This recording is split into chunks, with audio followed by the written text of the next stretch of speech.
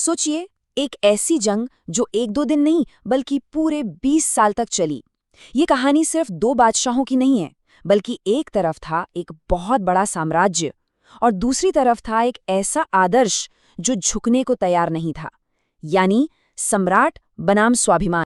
तारीख थी 18 जून 1576 और जगह थी हल्दी घाटी। एक तरफ थी अकबर की 80,000 सैनिकों वाली विशाल मुगल फौज और उनके सामने थे महाराणा प्रताप के सिर्फ 20,000 राजपूत योद्धा। मतलब हर एक राजपूत के सामने 4 मुगल सैनिक। यहीं से वो कहानी शुरू होती है जो आज भी हैरान कर देती है। तो जैसा कि आपने देखा, ये लड़ाई सिर्फ एक जंग तक सीमित नहीं थी। ये 20 साल तक चली और इसकी वजह जमीन से कहीं ज्यादा बड़ी थी। ये लड़ाई थी स्वाभिमान की। एक तरफ अकबर थे जो पूरे हिंदुस्तान पर एक छत्र राज चाहते थे, और दूसरी तरफ थे महाराणा प्रताप जिनके लिए मेवाड़ की आज़ादी ही सब कुछ थी। चलिए थोड़ा पीछे चलते हैं और इस टकराव की जड़ को समझते हैं। देखिए, मेवाड़ कोई आम राज्य नहीं था। इसने सदियों से किसी के आगे घुटने नहीं टेके थे। ये सिर्फ एक जमीन का टुकड़ा नहीं था, बल्कि राजपूतों के स्वाभिमान का सबसे बड़ा गढ़ था। यहाँ के राजाओं का एक ही उसूल था, सिर कटा सकते हैं लेकिन झुका सकते नहीं। 1556 में जब अकबर गद्दी पर बैठा तो मुगल साम्राज्य बहुत तेजी से फैलने लगा। पंजाब, दिल्ली, गुजरात एक के बाद एक सब अकबर के कब्जे में आ गए। अकबर ने सिर्फ ताकत ही नहीं बल्कि दिमाग का भी इस्तेमाल किया। राजपूताना के लगभग सभी बड़े राजाओं ने, चाहे वो आमेर के हों या मारवाड़ के, अकबर से संधि कर ली थी। मगर एक किला था जो अब भी अकेला खड़ा था, और वो था मेवाड़। मेवाड़ का ये अड़ियलपन अकबर को खटक रहा था। तो 1567 में उसने मेवाड़ की राजधानी चित्तौड़ पर हमला कर दिया। 8 महीने तक किले को घेरे रखा, और जब हार तय नजर आने लगी तो किले के अंदर 16,000 राजपूत महिलाओं ने जौहर कर लिया।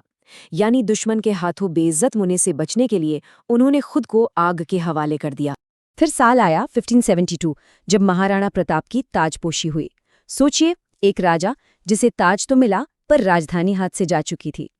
उसी दिन प्रताप ने एक ऐसी कसम खाई जिसने इतिहास रच दिया। जब तक चित्तौड़ वापस नहीं जीत लेता, मैं पत्तों पर खाऊंगा, जमीन पर सोऊंगा और झोपड़ी में रहूंगा। और अपनी ये कसम उन्होंने जिंदगी भर निभाई। अकबर ने जंग से पहले सुलह की पूरी कोशिश की। उसने जलाल खान, मान सिंह, भगवान दास और टोडरमल जैसे अपने सबसे काबिल 4 लोगों को एक के बाद एक प्रताप के पास भेजा। हर बार पैगाम एक ही था, मुगल सल्तनत की अधीनता स्वीकार कर लो। और हर बार प्रताप का जवाब भी एक ही था, मेवाड़ की आज़ादी बिकाऊ नहीं है, बस अब तो जंग होकर ही रहनी थी। और बस यहीं से हम पहुंचते हैं भारतीय इतिहास की सबसे यादगार और भयंकर लड़ाइयों में से एक पर, हल्दी घाटी का युद्ध। ये जगह पहाड़ों के बीच एक तंग सा रास्ता है, और इसी रास्ते पर उस दिन खून की नदियां बहने वाली थीं। यहाँ दोनों सेनाओं का फर्क साफ देखा जा सकता है। मुगलों की कमान थी राजा मान सिंह के हाथ में, जिनके साथ थे 80,000 सैनिक, तोपें और बंदूकें।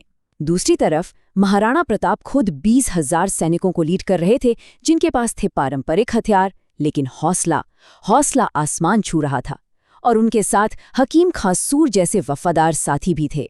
जंग के बीच में एक ऐसा पल आया जो हमेशा के लिए अमर हो गया।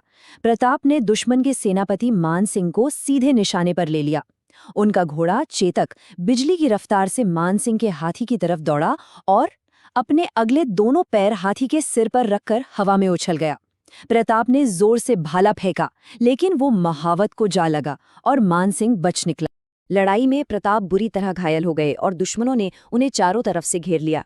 जब लगा कि सब खत्म होने वाला है, तभी झाला मान सिंह ने एक ऐसा बलिदान दिया जिसकी मिसाल नहीं मिलती। उन्होंने प्रताप का राजसी छत्र छीनकर अपने सिर पर रख लिया और चिल्लाए, मैं हूं महाराणा प्रताप, हिम्मत है तो मुझे मारो। सारी मुगल सेना उनकी तरफ भागी और इस तरह उन्होंने अपने राजा को बचा लिया। इसी बीच प्रताप का वफादार घोड़ा चेतक, जो खुद भी बुरी तरह जख्मी था, उन्हें मैदान से दूर ले गया। रास्ते में उसने करीब 26 फीट चौड़ा एक नाला एक ही छलांग में पार कर लिया। लेकिन बस इसके फौरन बाद वो जमीन पर गिर गया और अपने मालिक की गोद में ही उसने दम तोड़ दिया। हल्दी घाटी की लड़ाई के बाद प्रताप के पास न राज था न सेना। वो अपने परिवार के साथ जंगलों में भटकने को मजबूर थे। ये उनकी जिंदगी का सबसे बुरा दौर था। पर यहीं से कहानी में एक नया मोड़ भी आने वाला था। एक किस्सा बहुत मशहूर है। कहते हैं कि एक दिन प्रताप की भूखी बेटी घास से बनी रोटी खा रही थी कि एक जंगली बिल्ली आई और वो रोटी छीनकर भाग गई। अपनी बेटी को बिलखता देख प्रताप का दिल ऐसा टूटा कि उन्होंने लगभग हार मानने का मन बना ही लिया था। लेकिन कहते हैं ना, जब रात सबसे ज्यादा अंधेरी होती है तभी सवेरा होने वाला होता है। जब सारी उम्मीदें दम तोड़ रही थी, ठीक उसी वक्त मदद आई। और ये कोई छोटी मोटी मदद नहीं थी, ये इतनी बड़ी थी कि उससे 25,000 सैनिकों की फौज का खर्च 12 साल तक उठाया जा सकता था। ये मदद की थी उनके मंत्री भामाशाह ने। वो अपनी पूरी जिंदगी की कमाई लेकर आए, प्रताप के पैरों में रख दी और बोले, महाराणा, ये सब कुछ मेवाड़ के लिए है, आज़ादी के लिए है, आप बस लड़ते रहिए। ये देशभक्ति की एक ऐसी मिसाल थी जिसने जंग का पासा ही पलट दिया। अब नए संसाधन थे और हिम्मत तो पहले से ही थी। प्रताप ने जबरदस्त वापसी की, लेकिन इस बार उनका अंदाज कुछ और ही था। उन्होंने अपनी पूरी रणनीति बदल दी थी। अब वो आमने सामने की लड़ाई नहीं, बल्कि एक अलग तरह की जंग लड़ने वाले थे। प्रताप ये बात समझ चुके थे कि मुगलों की भारी भरकम फौज को खुले मैदान में हराना बहुत मुश्किल है, तो उन्होंने गुरिल्ला युद्ध यानी छापामार लड़ाई का तरीका अपनाया। पहाड़ों और जंगलों की आड़ लेकर अचानक हमला करना, रात में धावा बोलना और मुगलों के खाने पीने और हथियारों के रास्ते काट देना। और ये रणनीति कमाल कर गई। और इस नई रणनीति का नतीजा शानदार था। 1582 तक प्रताप ने एक एक करके अपने किले वापस छीनने शुरू कर दिए। कुंभलगढ़, गोगुंदा, उदयपुर का इलाका, देखते ही देखते उन्होंने मेवाड़ के 36 बड़े ठिकानों में से 32 पर दोबारा कब्जा कर लिया और चावंड को अपनी नई राजधानी बनाया। चलिए अब बात करते हैं प्रताप के आखिरी सालों की और उस विरासत की जो वो अपने पीछे छोड़ गए। एक ऐसी विरासत जिसने कभी हारना सीखा ही नहीं। एक मजेदार बात यह है कि ये दोनों दुश्मन एक दूसरे की बहुत इज्जत करते थे। कहा जाता है कि एक बार अकबर ने अपने दरबार में कहा था, अगर प्रताप मेरी तरफ होता तो मैं पूरी दुनिया जीत लेता। सोचिए, आपका सबसे बड़ा दुश्मन भी आपकी बहादुरी का लोहा मानता हो। 1597 में जब प्रताप अपनी आखिरी सांसें ले रहे थे, तो उन्होंने अपने बेटे अमर सिंह से एक वादा लिया।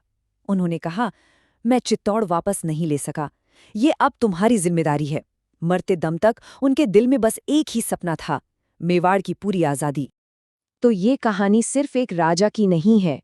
प्रताप बन गए कभी न झुकने वाले स्वाभिमान का प्रतीक, चेतक बन गया सच्ची वफादारी का प्रतीक, भामाशाह बन गए निस्वार्थ देशभक्ति का प्रतीक और झाला मान सिंह बन गए सर्वोच्च बलिदान का प्रतीक।